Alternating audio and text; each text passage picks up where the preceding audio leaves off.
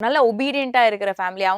அவங்க பொண்ணுமே சரி, நல்லா படிச்சுட்டு இருந்தாங்க. ஆனா அவங்க வந்து ஒரு அபார்ட்மெண்ட் போறாங்க. அங்க போனா வந்து எல்லாமே அப்படியே தலைகீழ திரும்பிருது. அவங்க பொண்ணு வந்து ஒருத்தங்கள காதலிச்சு, அவங்க கூட போயிட்டாங்க. அப்படிங்கிறப்போ இவங்களுக்கு ரொம்ப பயம் வந்துருச்சு. ரொம்ப கன்ஃப்யூஸ் ஆவுறாங்க. நம்ம இருக்கிற இடம் சரியில்லையா?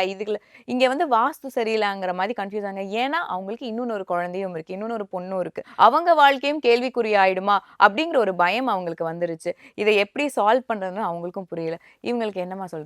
நிச்சயமாங்கம்மா. எப்பவுமே ஒரு இடத்துல வந்து இந்த உறவுகளுக்குள்ள, குடும்ப உறுப்பினர்களுக்குள்ள இந்த மாரி ஒரு அண்டர்ஸ்டாண்டிங் இல்லாம போது அப்டின்னா, அது நம்ம பொண்ணா இருக்கட்டும், பையனா இருக்கட்டும், இல்ல ஹஸ்பண்டா இருக்கட்டும் அப்டின்னா, யாரா மாமனார், மாமியார் யாரா வேணா இருக்கட்டும், இந்த ஒற்றுமை இல்லாம நம்மள விட்டு விலகுறாங்க ஃபர்ஸ்ட்டு அப்டின்னாவே, அங்க வந்து நார்த் வெஸ்ட் பிரச்சனை இருக்கும். இதுல குறிப்பா இந்த லவ் மேரேஜ் அப்டின்னா, ஆணித்தரமா சொல்றேன், அந்த வீட்ல நார்த் வெஸ்ட்டு ஏதாவது டிஃபால்ட்டா பிரச்சனை இருக்கும். அப்ப நார்த் வெஸ்ட் பிரச்சனை இருந்து காதல் திருமணம் பண்ணிக்கிறவங்க எல்லாரும் கெட்டு போயிருவாங்க அப்படின்லாம் என்னால சொல்ல முடியாது.